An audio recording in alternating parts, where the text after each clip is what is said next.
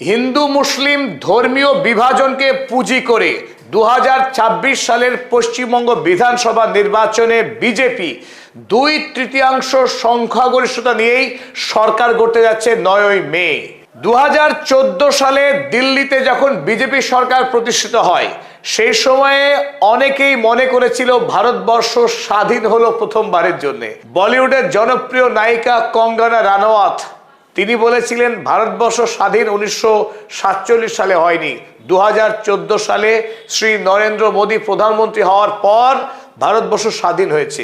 আজ ভাগ্যের পরিহাস, ভারতবর্ষের একটি অঙ্গরাজ্য পশ্চিম বাংলা 2026 সালে স্বাধীন হলো বলে অনেকেই আজ উৎসব শুরু করেছে। রাজনীতির ময়দানে ধর্মীয় স্লোগানে উত্তাল পশ্চিম বাংলা। এই পশ্চিম বাংলায় গণতান্ত্রিক মূল্যবোধ, গণতান্ত্রিক অধিকারের দাবিতে মানুষ ভোট দেয়নি। পশ্চিম বাংলায় মানুষ ভোট দিয়েছে পশ্চিম বাংলায় বসবাসকারী 30% মুসলিম জনগোষ্ঠী, যারা পশ্চিম বাংলার জন্য নাকি সবচাইতে বড় বিপদ। পশ্চিম বাংলার 70% সংখ্যাগরিষ্ঠ মানুষ যারা, তাদের ধর্ম, ভাষা এবং সংস্কৃতির জন্যে এই 30% মানুষ বড় সড়ো বিপদ। তাই হিন্দু ধর্ম খতরে মে হ্যায়, যেটা হিন্দি বলয়ের প্রধান স্লোগান।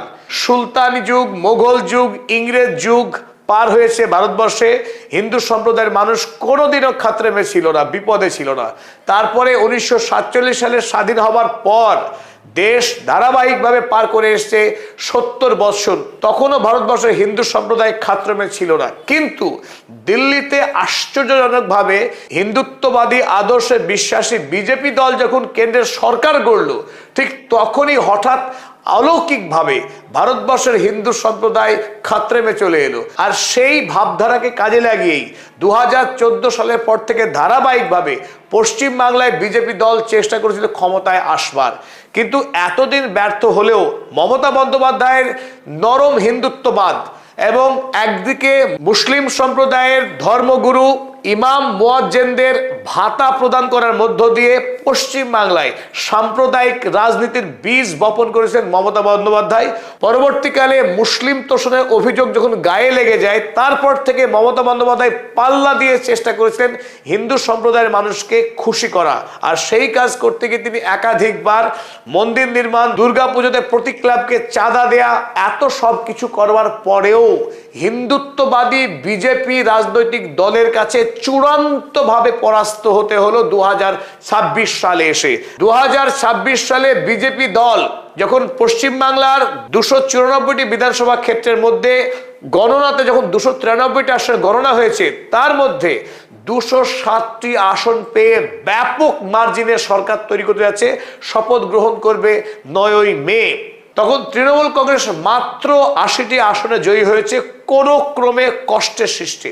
আর হুমায়ুন কবির, যিনি পশ্চিম বাংলায় মসজিদ তৈরির দাবি দিয়ে রাজনৈতিক দল তৈরি করেছিলেন আম জনতা উন্নয়ন পার্টি, সেই আম জনতা উন্নয়ন পার্টির পক্ষ থেকে 2টি আসনে জয়ী হয়েছেন। পাশাপাশি তৃণমূল কংগ্রেসের একাধিক আসনে পরাজয়ের রাস্তা প্রস্তুত করেছেন বলে অভিযোগ এই দলের বিরুদ্ধে। এখন যেটা আসল প্রশ্ন, এই নির্বাচনের বিজেপি দলের পক্ষে প্রধানতম এজেন্ডা ছিল মুসলিম সম্প্রদায়ের বিরুদ্ধে অভিযোগ এবং মুসলিম সম্প্রদায়কে বাংলাদেশি, ঘুষপেটিয়া ইত্যাদি ইত্যাদি প্রত্যক্ষ পরোক্ষভাবে বিজেপি দলের ছোট বড় মেজো সেজো প্রতিটি নেতার হাবে ভাবে একটি অভিযোগ ছিল যে পশ্চিমবাংলার যে মুসলিম সম্প্রদায়ের মানুষ, তারা এই রাজ্যের জন্য বিপদ। সুতরাং তাদের বিরুদ্ধে এই 70% হিন্দু সম্প্রদায়ের মানুষকে ঐক্যবদ্ধ হতে হবে, কনসলিডেট হতে হবে।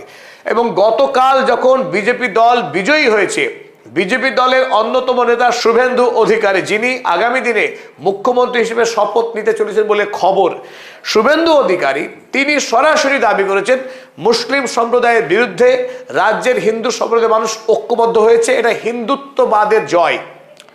আর এখান থেকেই এই মুহূর্তে যেটা বড় সড়ো প্রশ্ন তৈরি হচ্ছে, পশ্চিমবাংলার মুসলিম জনগোষ্ঠীর কাছে যে প্রশ্ন, আতঙ্ক, আগামী দিনে পশ্চিমবঙ্গের রাজ্য সরকার ইউপি মডেল কি ফলো করতে যাচ্ছে।